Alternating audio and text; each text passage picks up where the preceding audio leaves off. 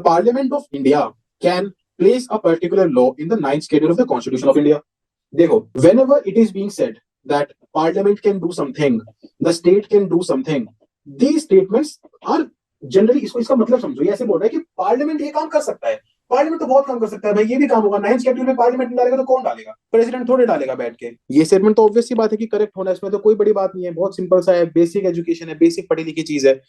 Validity of a law placed in the ninth schedule cannot be examined by any court and no judgment can be made on it। यहाँ पे दो ध्यान, अब कोई भी दिमागदार बच्चा होगा तो यहाँ पे बिल्कुल ध्यान से सुनेगा जो मैं बोल रहा हूँ। वैलिडिटी ऑफ अ लॉ, एक कानून कब तक चलेगा, उसकी क्या वैलिडिटी है? Place in the ninth schedule, जिसको नाइन्थ शेड्यूल में प्लेस किया गया है, can not be examined by any court. अब यूपीएससी का एक टिपिकल फीचर है, यूपीएससी ना स्टेटमेंट को ऐसे झकझोर के गलत बनाएगा बिल्कुल, ताकि श्योर हो जाए एग्जामिनर कि मैंने गलत बना दिया है, आज के 10 साल बाद भी ये गलत ही रहेगा। तो इसलिए इसने क्या कर दिया, इसमें अपेंड कर दी एक चीज, no judgement can be made on it. इसके रिगार्डिंग कोई जजमेंट नहीं आएगी भाई, कोर्ट ना तो एग्जामाइन करेगा ना कोई जजमेंट देगा। यहाँ पे रुक जाते हैं ना तुम, नहीं, लेकिन they will make sure that they are making it completely incorrect. तो this statement will be incorrect, this statement will be correct, the answer will be very simple and you will get 2 marks।